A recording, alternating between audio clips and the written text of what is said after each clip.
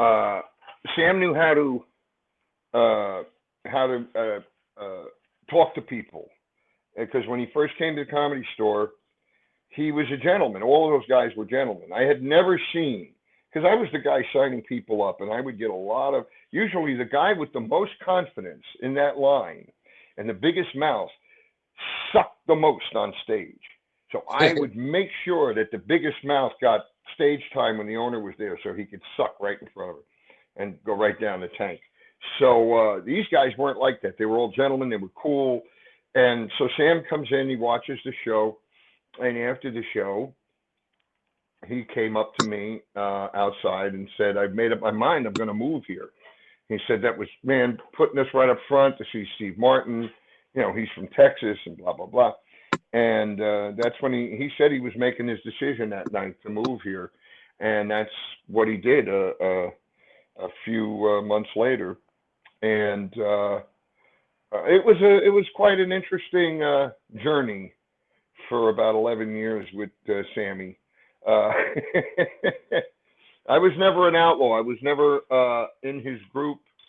I had the good fortune to make my own money, and and well, I was acting and doing stuff, and Sam was a tour. He was a touring company basically, and he had really funny comedians with him. The late Mitch Walters, the joke machine. I really, to this day, don't know a guy faster who could write a joke faster.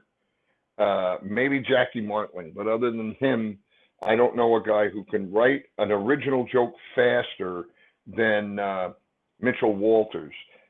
Somebody said to me, "Oh, Barry Martyr." I said, "Barry Martyr's got a very clever memory. He's not that fast a joke writer. A clever memory doesn't mean you're a joke writer. It means you remembered somebody else's stuff and you write it down." So, and I put his name out there for a lot of reasons, but as an example, there's several guys like that running around still working who steal voice. I mean, the Carlos Mencia thing and all of that. And Carlos never stole from me. He said he stole from the best, and he never stole a joke from me. So I have a bonus. But yeah, that was that whole scenario. I mean, I got to watch it from the outside. I got to hang out and watch it from the outside of the bubble, which was quite interesting. And his brother committed suicide in May of '88, and then my cousin, the WWE wrestler Adrian Adonis, was killed 2 months later on July 4th in a car accident in Newfoundland. And so we commiserated on that because we both lost somebody close.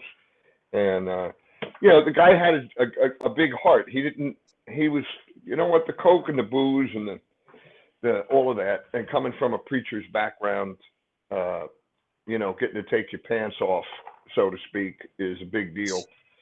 And so that's, you know, I don't have I don't know. There might be guys out there saying he's an asshole, but I don't have that.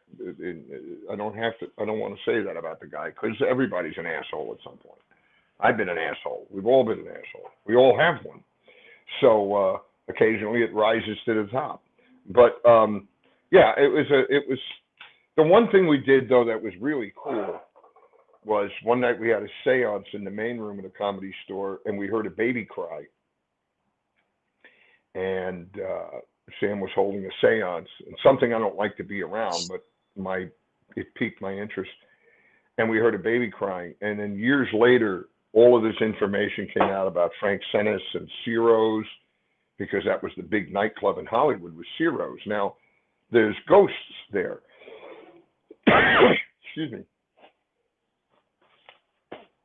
I'm sorry, I have sinuses. I hope that you can edit that. Yeah, if you can edit that so it doesn't sound like anyway. Yeah, they interviewed this guy who was full of snot. I don't know where they got him. Anyway, we did it years later. I was having a lot of paranormal experiences at the Comedy Store. Me, Blake Clark, another fellow, Eddie Merrill, who they didn't put in the Unsolved Mysteries, They didn't want to hire the third guy for whatever reason, but he was there. The third guy, we were in the basement and we saw something, and there's a whole lot of stuff. But what I found out was, because whenever I'd go to the Comedy Store, I was having more paranormal experiences than most of the guys there. And what I found out years later was that Mickey Cohen, the mafia guy, the gangster, he hung out at Ciro's, as many stars did in the 50s, late 40s through the 50s. The shows there would be like Martin and Lewis and Sammy Davis and Sinatra and whoever was a big star that would come to Hollywood and do their show there to showcase, And my uncle Sonny, who was a bookmaker and all this stuff at one time, sat me down and said, well, I used to go to Ciro's all the time. I said, really? He goes, yeah, I used to pick up the bets from Sinatra and Dean Martin and everybody else at the studios and bring the money to Mickey Cohen. So he was the bag man for Mickey Cohen, and which gave me 1 degree separation from the late Mickey Cohen, who I actually spoke to on the phone once and didn't even know who he was in 1975. Yeah, I had moved out here. I was working for my uncle's ticket office, and his Sonny DeFalco was his name, and he was like a known bookmaker through the 60s and all of that. But he became legitimate as a ticket broker. He became one of the biggest in the country. Troy Tickets, it was huge. And I was working there as my first job here in California. And the phone rings one afternoon, and it's guy says, hi, this is Mickey. I'm looking for Sonny. I said, oh, he's in another office. Can I get your name and I'll pass the message to him, and here's the number. And he goes, yeah, it's Mickey Cohen. And I'll, yeah, is Sonny there? I said, no, he's not. He's in the other office. I gave him the number.